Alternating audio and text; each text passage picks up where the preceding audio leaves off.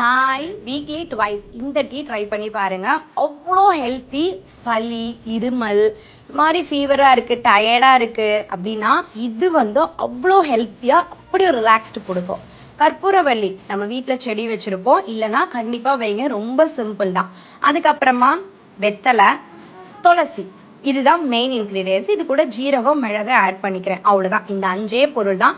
நல்லா தண்ணி கொதிக்கும் போது கற்பூரவள்ளி, வெத்தலை, துளசி, ஜீரகம், மிளகு இதெல்லாம் போட்டு நல்லா தண்ணி கொதிக்கணும். தண்ணி கொதிக்கும் போது அப்படி ஒரு ஃப்ளேவர் வரும். ஆக்சுவலி இது என் ஃப்ரெண்ட்காக பண்ணேன். அவங்களுக்கு கோல்டு கண்டினியூவாக இருந்துச்சு. இதை பண்ணி அவங்களுக்கு ஈவினிங் கொடுத்தேன்.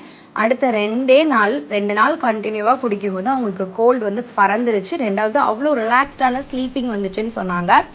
கண்டிப்பாக நீங்களும் ட்ரை பண்ணி பாருங்கள். ரொம்ப சிம்பிளான இன்க்ரீடியன்ஸ் தான், but very very very powerful effect. Weekly twice எடுத்துக்கலாம். இதில் இருக்கக்கூடிய எல்லாமே ஹெல்த்துக்கு ரொம்ப சப்போர்ட் பண்ணக்கூடியது. ஒரு மாதிரி ரெஃப்ரெஷிங்காக வச்சுப்போம். இது கூட ஹனி, அப்புறம் நாட்டு சக்கரை இதுவும் வேண்டாம். ஏன்னா இதுக்குன்னு இருக்கக்கூடிய அந்த ஸ்பெஷல் அதெல்லாம் ஆட் பண்ணும்போது குறைய வாய்ப்பு இருக்குல்ல.